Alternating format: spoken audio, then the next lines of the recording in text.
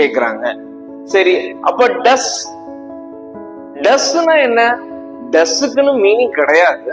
அதே மாதிரி இப்போ இதுல யூனா உனக்கு பிடிக்குமா அப்படின்னு. சப்போஸ் இதுல 3 விஷயம் வேற யார்ட்டையோ கேக்குறீங்க, இன்னொருத்தவங்களை பத்தி பேசுறோம். He, she, it. ஹி அப்படின்னா அவன், அவனுக்கு காஃபி பிடிக்குமா?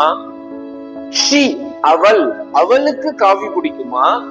இட் அது. ஏதோ ஒரு டாக், நம்ம வீட்டுல டாக் வளர்க்கிறோம்னு வச்சுக்கோங்க, உயிரினம் தான். ஆனா என்ன பண்ணுவோம், அக்ரினைன்னு சொல்லுவோம், அதாவது அனிமல்ஸ். அது இதுன்னு தானே சொல்லுவோம். அப்போ இட். சோ இதுக்கெல்லாம் அந்த நாய்க்கு இருக்குன்னு வச்சுக்கோங்க, அதுக்கு காஃபி பிடிக்குமா அப்படின்னு கேட்கலாம். அப்போ ஹி, ஷி, இட் அப்படின்னு ஒரு தேர்ட் பர்சனை பத்தி நீங்களும் நானும் பேசுறோம் அப்படின்னா, அந்த சிச்சுவேஷன்ல நம்ம என்ன பண்ணலாம், டூக்கு பதிலா நம்ம என்ன பண்றோம்னா does. Does he like coffee?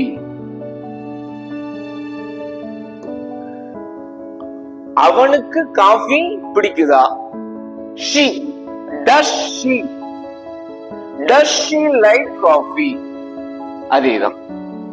அதுக்கு காஃபி பிடிக்குதா? Does it like coffee?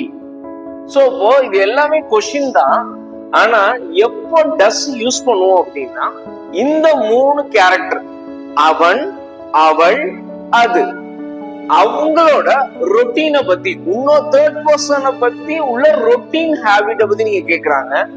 அப்போ டூக்கு டூ பதிலா டஸ் அப்படின்னு போடணும்.